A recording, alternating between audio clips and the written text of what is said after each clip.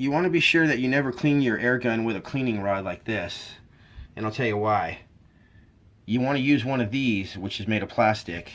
This one's called the Crown Saver. I think it was about 10 bucks, and it's from a place called Mac 1 Air Guns, and I'll put a link in the description.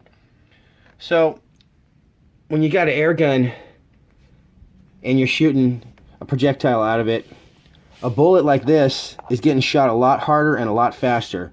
So that's why the rifling that spins the bullet is doing it at a crazy amount, and that's what keeps this straight, is the spinning of it.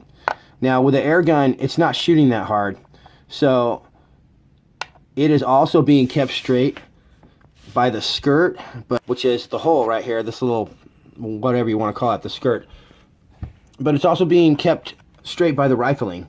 At the end of your gun barrel, there is rifling, and that's called the crown. And if you shove a metal rod down there like this, you're gonna screw up the delicate threads. You can't even see it here because that's actually not the end of the barrel, but you screw up the threads that are on the end of your barrel by going like that against it. And so that's something you don't want to do. So your gun should come clean if you buy it at a place like Airgun Depot or Pyramid Air. But if you happen to get one straight from the factory, a lot of times they have gunk in there. You actually have to give them a good cleaning because they have grease inside the barrel that is so that they can store them and ship them overseas without them rusting or anything. But the thing is, if you shoot a pellet out of there, you are going to damage the barrel, and then you'll have like 5-inch groups instead of half-inch groups. So, but once again, if you buy it from a normal place, you should be fine. So of course you want to take your magazine out first, make sure your safety's on, there's no pellets in the gun. Alright, the first thing I'm going to do is remove the shroud. And I can do that by twisting this off. Different air guns are different, but most of them you just twist them sideways. And this one you have to turn it quite a few times, but it'll finally pull right out of there.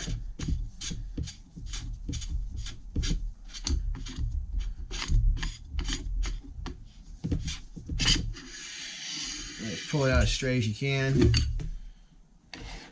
And so this right here is the barrel. We're going to go ahead and just run this guy down there. You actually have to pull this through a little bit. Just get it about right there so you can still grab it though. And you just got to snake it down there. You just poke that through. It's going to go right through like that. So you might have to get a little something to grab that.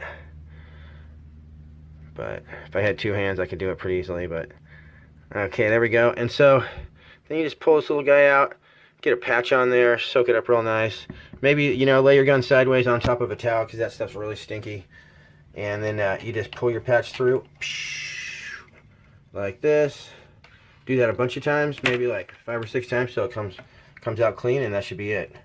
If you really need to clean your gun with a rod, let's say you want to scrub it out with one of those Bristol brushes or whatever, then just be super careful. You know, you can get yourself a 177 caliber rod and maybe clean your 22 air gun with a brush very carefully, but just keep that in mind. You got to watch those threads on the end. Then when you're done, you just carefully slide your barrel back in. There might be some O-rings or something. You don't want to mess those up. Just be careful, very gentle.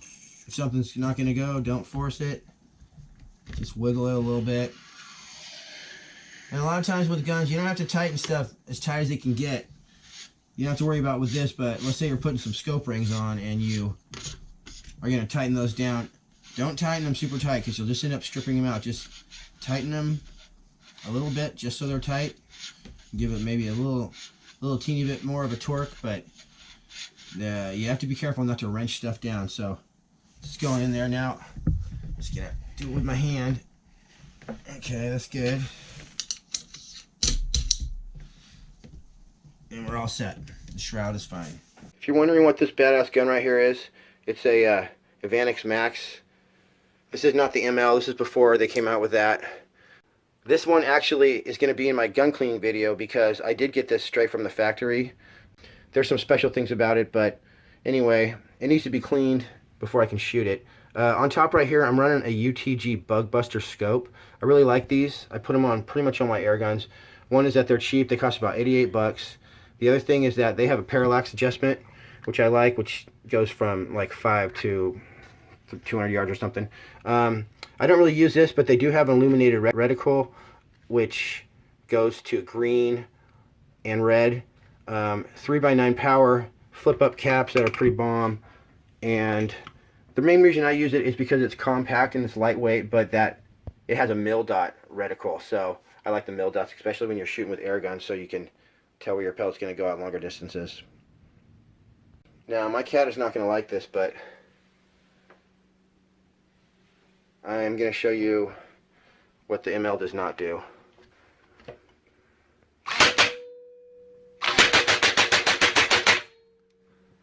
Sorry.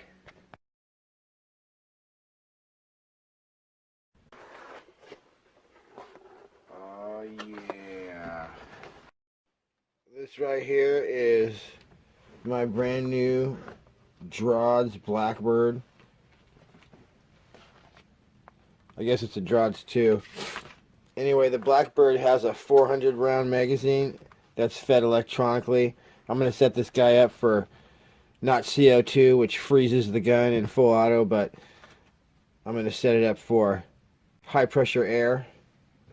There you see the little electric thing that runs it. I'm also going to put what's called a Surgy board in it, which I was really lucky to find. They have not been around since 2013, but I found this dude in Russia that made them. So, just got those coming in this week. After I've been searching for a Surgy board for like about 5 years now. That Surgy board is going to allow me to do 4,000 rounds per minute out of this thing. I'm also going to increase the velocity in this gun by adding a longer barrel.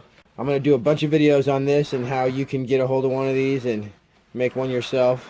So stay tuned. Okay, well, let's have some fun. Trying to shoot a 209 shot shell primer that's the size of a pea. So it takes a few shots to get them. But I'll tell you, it's a lot of fun trying.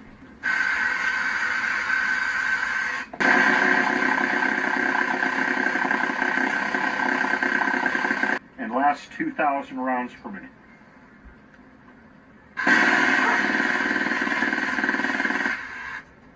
If you take the time to watch our video, go ahead and take the time to hit the thumbs up button here and give it a like. Helps us in the search results. If you think your friend might like it, go ahead and hit the share button right there. Copy it and email or text it to your friend. Sorry. Chelsea makes fun of you so much, but then she wants to. I know. Listen. I shooting the Stoger 22 air rifle. I don't want it in front of that lady's house. Damn! Nice shot. Like a boss. Like a boss. Like a boss.